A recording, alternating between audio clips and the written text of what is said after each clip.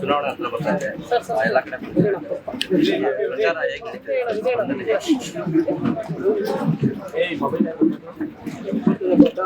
ಅಭಿವೃದ್ಧಿಗೆ ಮತ ನನ್ನ ಕೆಲಸ ಕೂಲಿ ಕೊಡಿ ಅಂತ ಹೇಳಿದ್ದಾನೆ.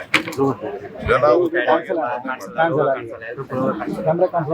ಎಲ್ಲ ಕಡೆ ಕಾರ್ಯಕರ್ತರು ಹುಮ್ಮಸ್ಸಿಂದ ಕೆಲಸ ಮಾಡ್ತಾರೆ.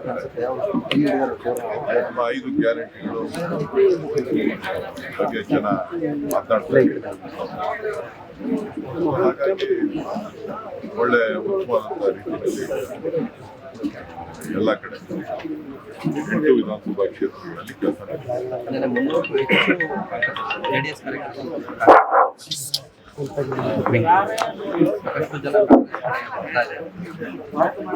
ದಿನ ನಿರಂತರವಾಗಿ ಎಲ್ಲ ಕ್ಷೇತ್ರಗಳಲ್ಲೂ ಕೂಡ ಬೆಂಗಳೂರು ಒಂದೇ ಅಲ್ಲ, ಎಲ್ಲ ವಿಧಾನಸಭಾ ಕ್ಷೇತ್ರಗಳಲ್ಲೂ ಕೂಡ ಕಾಂಗ್ರೆಸ್ ಕಾರ್ಯಕರ್ತರು, ಪಂಚಾಯತ್ ಸದಸ್ಯರು, ಪಾಲಿಕೆ ಸದಸ್ಯರು, ಮಾಜಿ ಅಧ್ಯಕ್ಷರು ಇವತ್ತು ಈ ಬಾರಿ ನನಗೆ ಕಾಂಗ್ರೆಸ್ ಪಕ್ಷವನ್ನು ಬೆಂಬಲಿಸಬೇಕು ಅಂತ ಹೇಳಿ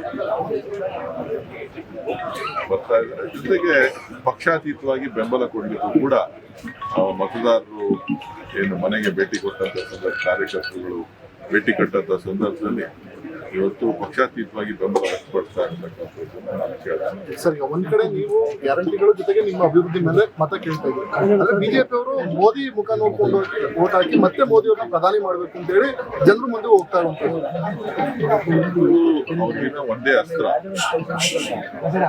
ಇರ್ತಕ್ಕಂಥ ಅಸ್ತ್ರ ಬೇರೆ ಏನೂ ಇಲ್ಲ. ಅಂದ್ರೆ ಇಲ್ಲಿ ಪ್ರಮುಖವಾಗಿ ಈ ರಾಜ್ಯದ ಜನ ಕಳೆದ 10 ವರ್ಷಗಳಿಂದ ಈ ರಾಷ್ಟ್ರದ ಜನ ಏನು ಸಮಸ್ಯೆಯನ್ನ ಎದುರಿಸ್ತಾ ಇದ್ದಾರೆ ಅದು ಬಹಳ ಮುಖ್ಯ ಆಗ್ತದೆ. ಅವರ ಜೀವನ, ಅವರ ಬದುಕು, ಅದರಲ್ಲೂ ವಿಶೇಷವಾಗಿ ರೈತರ ಬದುಕು, ಯುವಕರ ಭವಿಷ್ಯ ಅತಂತ್ರ ಆಗಿರೋದು ಎದ್ದು ಕಾಣ್ತಾ ಇದೆ.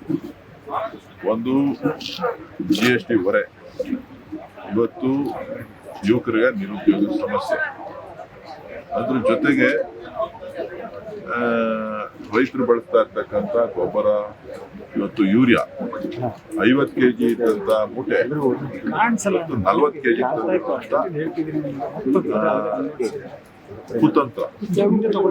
ಎಲ್ಲ ವಿಚಾರಗಳನ್ನ ಜನ ಚರ್ಚೆ ಮಾಡ್ತಾ ಇದ್ದಾರೆ. ಎಲ್ಲ ಭಾಗದಲ್ಲೂ ಇವತ್ತು ಸಾಕಷ್ಟು ಕಷ್ಟಗಳನ್ನ ಜೀವನ ನಡೆಸಲಿಕ್ಕೆ ಎದುರಿಸ್ತಾ ಇದ್ದಾರೆ.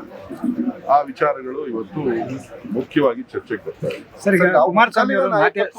ಫೈಟ್ ನಡೀತಿದ್ಯಾ ಅಂತ ಹೇಳಿ ಒಂದ್ ಕಡೆ ಕುಮಾರಸ್ವಾಮಿ ಅವರು ಮೈತ್ರಿ ನಾಯಕರುಗಳನ್ನೆಲ್ಲ ಕರ್ಕೊಂಡು ಹೋಗಿ ಸ್ವಾಮೀಜಿ ಅವರನ್ನ ಭೇಟಿ ಮಾಡುವಂತದ್ದು, ಆದ್ರೆ DK ಶಿವಕುಮಾರ್ ಮತ್ತೆ ಕುಮಾರಸ್ವಾಮಿ ನಡೆದ ನ್ಯೂಸ್ ಫಸ್ಟ್ ನಿರ್ಭೀತಿಯಿಂದ ನಿಮ್ಮ ಪರವಾಗಿ.